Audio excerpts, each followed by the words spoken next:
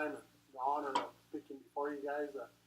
You know, one of the things I got elected back in tribal politics. I first got elected in 1998, and at that time, healthcare was really an issue on our reservation and on the Cheyenne River Sioux Indian Reservation. And back then, there was lack of resources, particularly financial. And ended up being elected chairman in 2006, and then I was out for 8 years, and I come back in 2014. And healthcare has not improved on the Cheyenne River Indian Reservation. But one of the things I learned is there wasn't lack of resources. We were fortunate to get a new facility, which allowed us to get a pretty good increase in our funding. And one of the things I want to talk about, I know it's been talked about quite frequently in Congress, is a wall.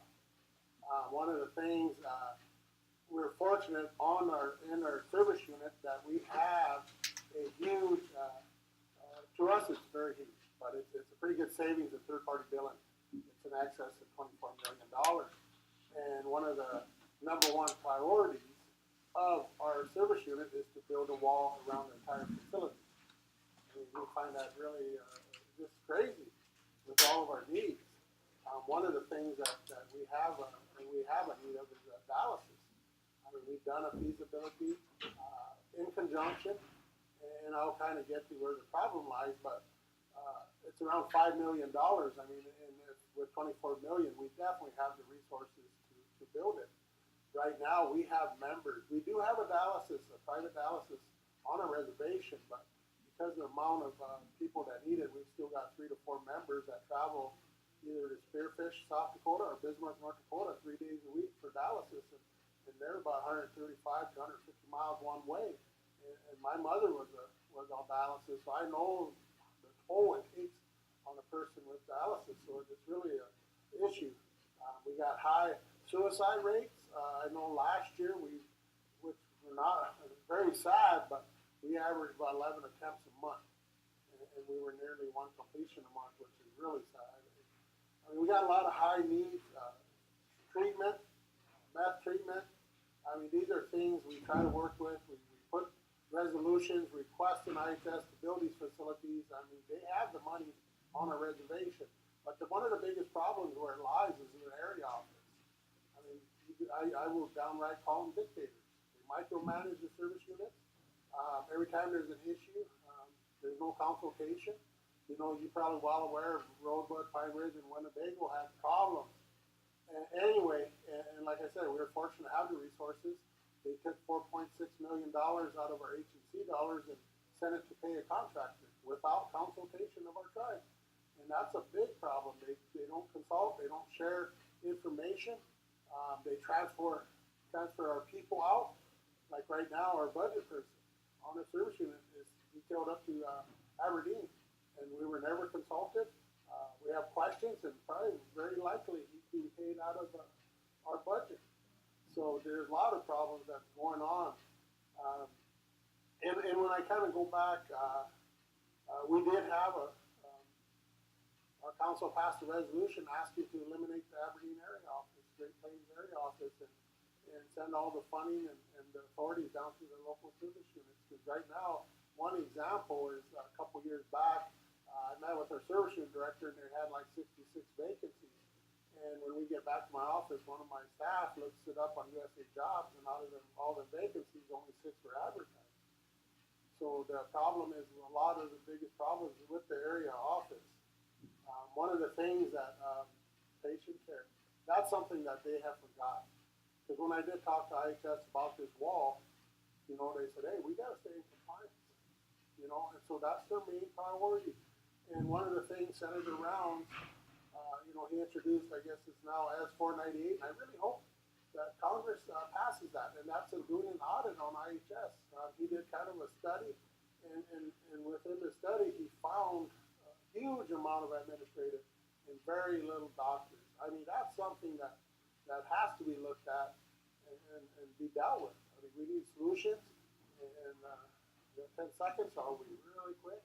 I bought some packets that really briefly assure you that this is a report that IHS has given me and given to us. And if you could see the amount of carryover, and when you look through their top priority is to build this wall and second is dialysis, and third is the treatment. So thank you for the opportunity.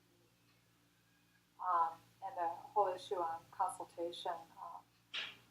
I appreciate you bringing up broadband. I was able to secure a place on the Agriculture Finance Committee for Appropriations, and one of the things I'm going to talk about is many of the programs that are in there in Indian country also affect the quality of life, health, and safety. So thank you for bringing that up.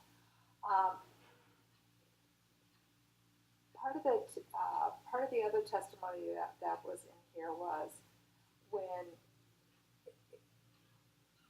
I mean, unless people really look at a map to see the areas that you gentlemen cover and how close the nearest quote unquote public hospital is, I think people have a full understanding of just the isolation that still exists here in the United States. So one of the points that you brought up was with law enforcement,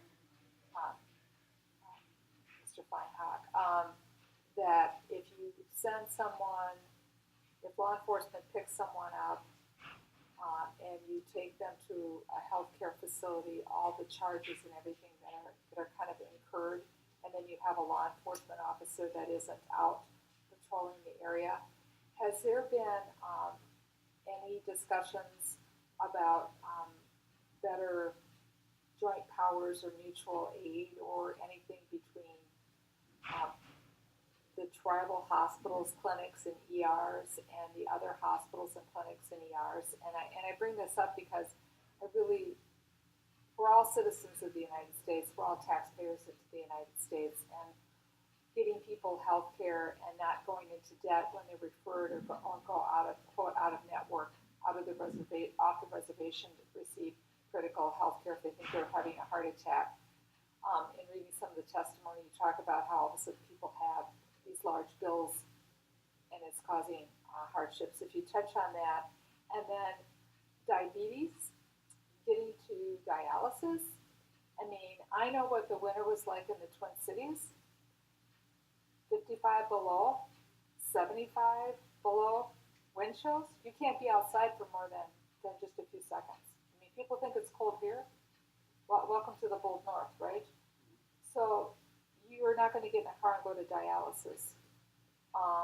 Or if you go and the winds take up. I've been in whiteouts, and we talked about this before. Has there been any conversation that you've been able to engage with the Indian Health Services about working in conjunction to receive either more dialysis within the reservation and maybe opening it up for people who live nearby? I've talked about this before, or vice versa, because I don't see any movement on this, and this is something that I know firsthand from a grandmother who was going from Montana into Williston, North Dakota, and how dangerous it was in the winter to go to dialysis.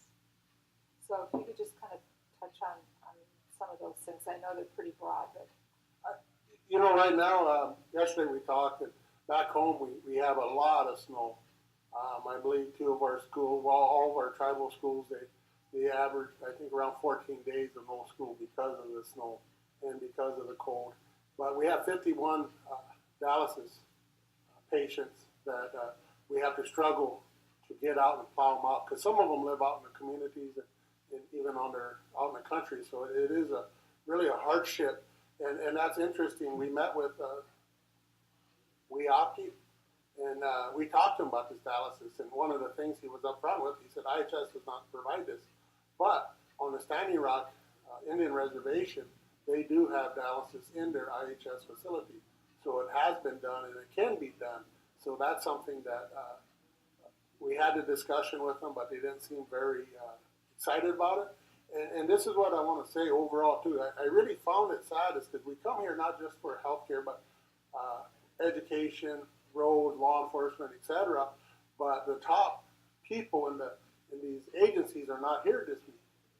They're on travel. Tony Dearman, we have a meeting with the director. He's not in town. Tara Sweeney's not in town. And also Weaki.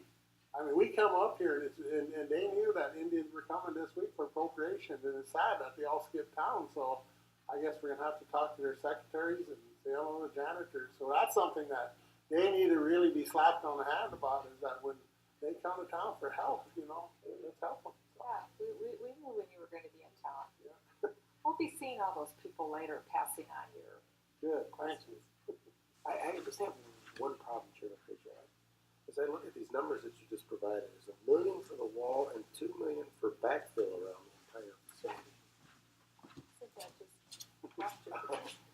Are they backfilling existing premises that were built, or? You know, I can honestly say, they have never consulted with us, so, I mean, they have never consulted with me, and as a tribal nation, they need to come before our entire tribal council, the governing body, to consult with us.